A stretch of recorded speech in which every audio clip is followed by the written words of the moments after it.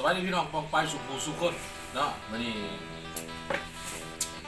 ถือว่าเป็นบรรยากาศดีเนาะที่ว่ามือฝนตกลิ้นฝนตกลิ้นเบิดมือโอ้ยฝนไปทางใดมาทางใดพี่น้องเนาะแล้ววันนี้พิเศษเนาะสิภาพดีภาพหนอมากินอันนี้เพิ่นนี่พี่น้องเพิ่นพันยอพันยอเนาะเพิ่นพันกระยอเต็มหม้อเลยพี่น้องมื้อนี้เนาะสีภรรยาเพิ่นเฮ็ดให้กินมื้อนี้เนาะสิเป็นแนวใดพี่น้องมาลองรุ่นกันเบิ่งอันนี้แก้วพี่น้องแก้วก็เป็นแก้วหวานๆแก้วนี่อันนั้นน้ำบักทุดินเนาะพี่น้องเคยกินบ่พี่น้องเนาะอันนี้ก็ยอพันเองพี่น้องก็ยอพันเองเนาะบ่ต้องไปซื้อพี่น้องเฮ็ดเองเป็นซื้อมันก็บ่แซ่บคือตัวนี้พี่น้องมาคำแรกแห้งมากพี่น้องอ๋อ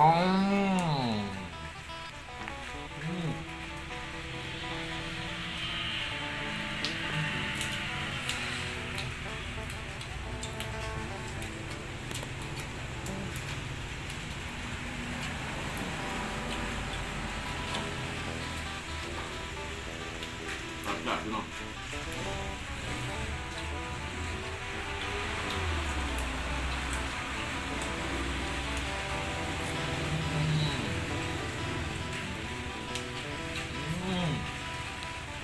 นะครับ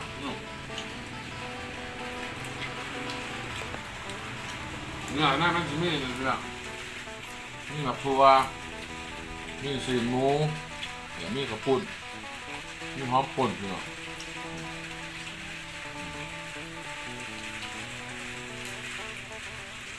อุ้ยเดี๋ยวพี่น้อง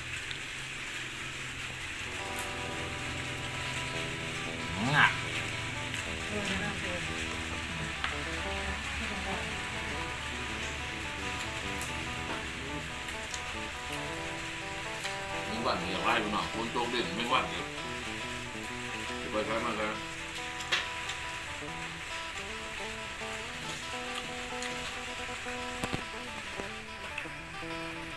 ก็ทีแล้วแหละพี่น้องเลย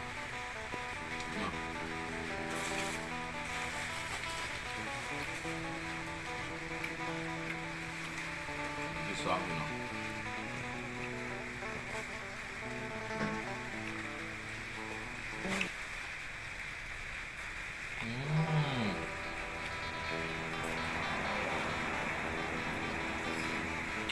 จะเน้นพักเลยพี่น้องเน้นพักเลยแล้วพี่น้องลองไปกินเบอร์พี่น้องกินง่ายกินแบบง่าย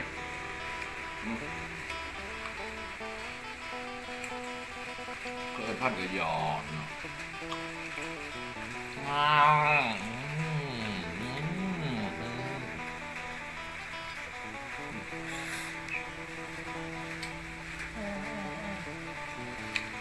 ทางในมันจะเป็นเนื้อแบบว่ามันจะกลมกล่อมเข้ากันเลยมีสีหมูนะครับบดสีหมูแล้วก็เป็นพักมีพักแล้วก็มีข้าวปุ้นขนมจีนพี่น้องก็ขนมจีนสามารถที่กินเองได้พี่น้องแซ่บยังมาบ่แซ่บต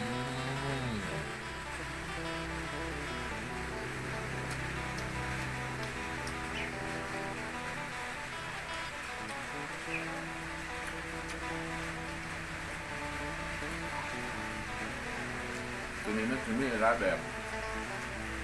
คือมีกระปุ่นมีแบบมีกระปุ่นนะแต่ว่าคอยมักแบบนี้แต่ที่ทุกคนมักแบบมีพักนี่พี่น้องมีพักแล้วก็มีสีหมูกินพักหลายๆจะได้แข็งแรง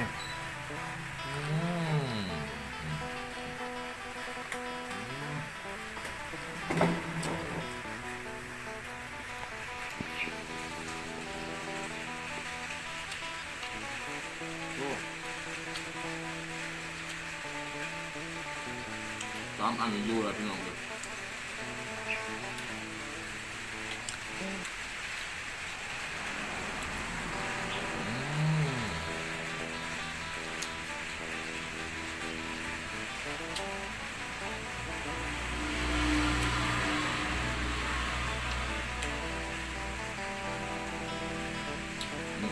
ทำสุดท้ายพี่น้อง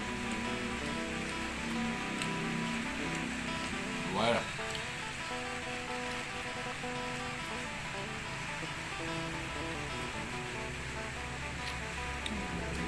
น้องร้ายอยู่พี่น้องซึ่ง